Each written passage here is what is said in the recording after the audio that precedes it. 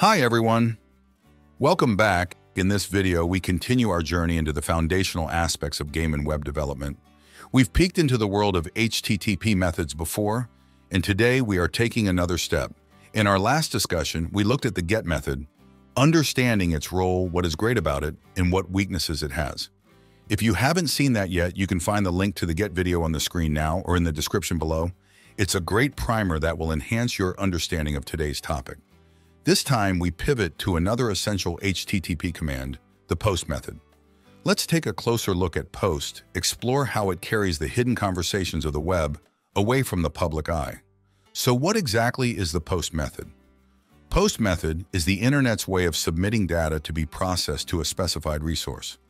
Unlike the GET method, where data is appended to the URL and remains visible, POST sends data within the body of the HTTP request.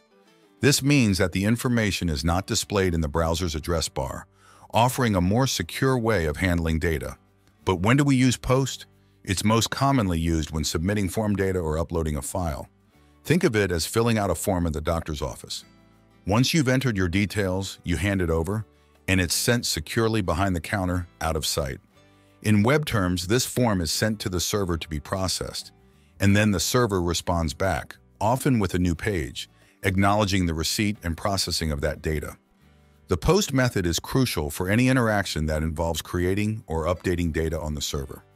Whether it's signing up for a new account, posting a message on a forum, or making an online purchase, POST is behind the scenes, handling the sensitive details securely. But it's not just about security. The POST method does not have restrictions on data size, making it suitable for larger requests. And because the data is not visible in the URL, it keeps our web interactions clean and clutter-free. However, the POST method is not just a one-trick pony. It's a key part of RESTful services and web APIs, enabling a wide range of actions beyond just submitting forms. It's this versatility and security that make POST an indispensable tool in the web developer's arsenal. In essence, while the GET method can be seen as asking a question or retrieving information, POST is about taking action, making changes, and submitting data to be processed. It's the difference between browsing a menu and placing an order. Understanding the POST method and when to use it is a fundamental part of web development. It ensures that we're not only sending data efficiently, but also maintaining the privacy and integrity of the information being transmitted. Now that we've outlined what the POST method is and when we typically use it, let's weigh its advantages and drawbacks. Understanding these will help you decide when it's appropriate to use POST instead of other HTTP methods like GET. Unlike GET requests, where data is appended to the URL and visible, POST requests send data within the body of the HTTP request. This means the data is not exposed in the browser's history or server logs, offering a more secure way of transmitting sensitive information, such as user passwords or personal details. One of the significant advantages of POST is that it doesn't have restrictions on the amount of data you can send. This makes it ideal for scenarios where you need to submit large forms, upload files, or send complex sets of data to the server. POST is not just for submitting form data. It's used in creating or updating resources, making it a cornerstone for RESTful APIs and web services. This versatility allows developers to handle various tasks, from submitting form data to updating a database.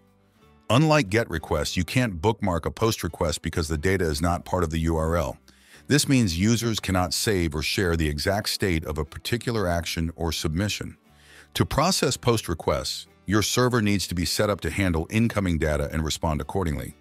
This can mean additional coding and testing to ensure your application can correctly process and respond to POST requests.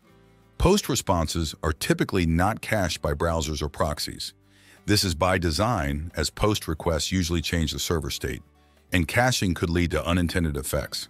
However, this also means that the same POST request made multiple times will result in the server processing it each time, potentially leading to slower response times compared to GET requests, which can be cached. In summary, while the POST method provides enhanced security and flexibility, especially for data-heavy and sensitive operations, it comes with its set of challenges. These include the lack of bookmarking, the necessity for more intricate server-side handling, and the absence of caching, which can affect performance. Understanding these pros and cons will allow you to make more informed decisions when developing your web applications and choosing between using the post or get method, depending on the task. Now, you might be wondering, if the post method is used to submit data and can even update data on the server, why do we have methods like delete and patch or put? It's a great question and touches on the principles of RESTful web services and the HTTP protocols designed to cater to different types of actions and data manipulations. In short, while the post method can indeed be used for creating and sometimes updating resources, the HTTP protocol offers a richer set of methods to more accurately describe the action being taken. These methods not only provides clarity and precision in web development, but also contribute to its security. By using the appropriate HTTP method for the action you're performing, you inherently add a layer of security to your application. For example, by designating that only delete requests are used to remove resources, you ensure that such a significant action can only occur through a specific intentional route. This helps prevent accidental deletions or unauthorized access to deletion functionalities. Similarly, patch and put methods, when properly used, ensure that updates and changes to resources are performed deliberately and explicitly. This avoids the common pitfall of overloading a post method with multiple responsibilities, which can lead to less secure and less maintainable code. By making your code more readable and stick to HTTP standards, you not only achieve better alignment with web development best practices, but also enhance the security and robustness of your applications. This disciplined approach to using HTTP methods can significantly lower risks, especially when combined with other security practices like authentication and authorization checks. We'll delve deeper into delete, patch, and put in future videos, exploring how they differ from post and get and when to use each for clean, effective web development.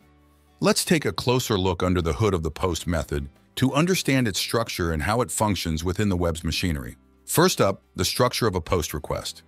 A post request is mainly composed of two parts: the headers and the body. Headers contain metadata about the request, such as the content type, which is crucial for the server to understand how to interpret the data sent in the body. For example, a header might indicate that the content type is application JSON, telling the server to expect JSON formatted data. In the description, there are links to Excel sheets that show all the headers that we use in both the request and responses. The body of the request is where the data you want to send is stored. Unlike GET, which appends data to the URL, POST carries its data here, allowing for more security and capacity. Another critical aspect tied to headers is MIME types. MIME stands for Multipurpose Internet Mail Extensions, and it's a standard that indicates the nature and format of a document. This can include text, JSON, XML, or form data. The correct MIME type ensures that the server understands the format of the incoming data and how to process it correctly. Now onto a concept that's central not only to POST, but to all HTTP methods: idempotency. In simple terms, an idempotent HTTP method is one that can be called many times without different outcomes. GET is idempotent, meaning you can make the same GET request repeatedly and the server's state doesn't change. However, POST is not idempotent. If you send a POST request multiple times, it will potentially create multiple resources or trigger the action several times, which is something to be mindful of when developing your applications. All right, let us now touch on statelessness in HTTP, which means that each request from client to server must contain all the information the server needs to fulfill that request, independent of any previous requests. POST fits into this model because each request is self-contained, carrying all necessary data in the body. However, despite the statelessness, sessions and cookies are often used in conjunction with POST requests to maintain user state across multiple requests, especially in web applications. Understanding these technical aspects of the POST method helps in crafting more efficient, secure, and compliant web applications. It's these nuts and bolts that ensure our web applications run smoothly and securely. As we continue to explore the POST method, it's essential to underscore the importance of security in web development. Rushing through code without considering the risks can lead to significant vulnerabilities. So let's delve into some best practices for using POST securely and effectively. This cannot be overstated. Always validate and sanitize user inputs to prevent common web threats such as SQL injection and cross-site scripting, or XSS. Validation involves checking if the inputs meet certain criteria before they're processed, like ensuring an email address is in the correct format. Sanitization goes a step further by cleaning the data, removing any unwanted or malicious content. By rigorously applying these practices, you safeguard your application from malicious data that could corrupt or compromise your systems. When using POST, your data is not visible in the URL, but that doesn't mean it's automatically secure. Data transmitted over HTTP is like sending a postcard. Anyone who intercepts it can read the contents. This is where HTTPS comes in, providing a secure layer through SSL TLS encryption. Always ensure your website uses HTTPS, especially for transactions involving sensitive information. This encryption protects the data in transit, preventing eavesdroppers from intercepting personal details or passwords. Proper error handling is critical in maintaining a secure and user-friendly application. When an error occurs, especially during a POST request, how you handle it and what you communicate to the user can make a big difference. Ensure that error messages are clear but don't reveal too much information that could aid potential attackers. For example, instead of saying invalid user ID or password, you could use invalid login details. This avoids giving hints that could be used maliciously. Additionally, provide constructive feedback for form submissions, letting users know if they need to correct something, but again, be mindful not to provide data that could be exploited. Incorporating these best practices into your use of the POST method not only enhances security, but also improves the overall user experience of your web applications. Remember, security is not just a feature, it's a necessity in the development process, integral to the trustworthiness and reliability of your applications. By prioritizing validation and sanitization, enforcing HTTPS, and implementing thoughtful error handling and user feedback, we create safer web environments for everyone. Let's commit to coding responsibly and keeping security at the forefront of our web development projects. While the POST method is a cornerstone of web development, there are several misconceptions that often arise. Let's clear up some of these misunderstandings and discuss when not to use POST to ensure we're all on the same page moving forward.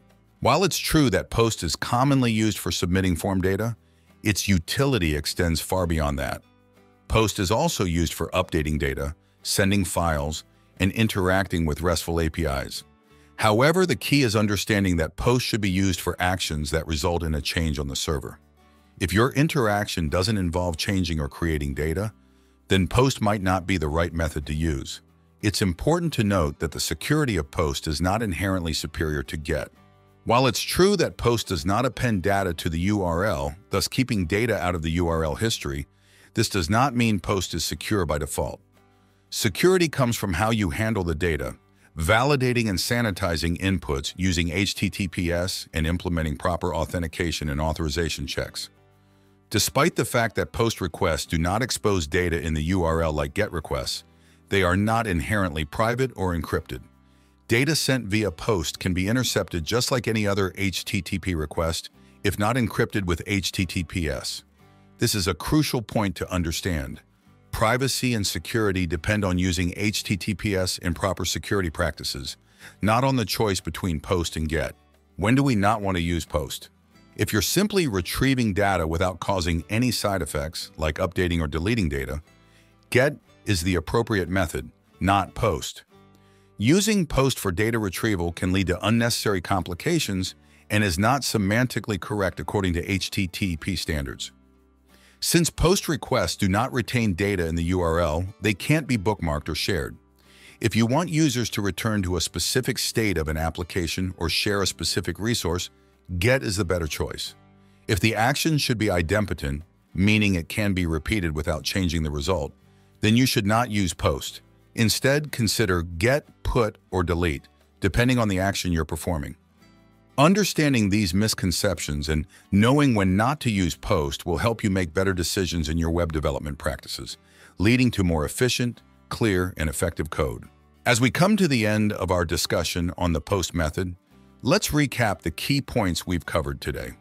We looked into what the post method is and how it's structured, including the importance of headers, body, and MIME types. We explored the scenarios where post is used, highlighting its security benefits and versatility beyond just submitting forms. We then tackled the best practices for securely implementing post requests, stressing the critical need for data validation, sanitization, and the use of HTTPS to protect the data in transit. We also emphasized the importance of proper error handling and providing clear, constructive user feedback. Moreover, we cleared up common misconceptions, helping you understand when and why to choose post over other methods and when it's not appropriate to use. The key takeaway: the choice of HTTP methods should be deliberate, based on the action you're performing and the data involved. Each method has its role, and using the right one for the right task is fundamental to creating secure, efficient, and user-friendly web applications. Now, I encourage you to apply what you've learned. Try out making post requests, experiment with different scenarios, and see the results for yourself.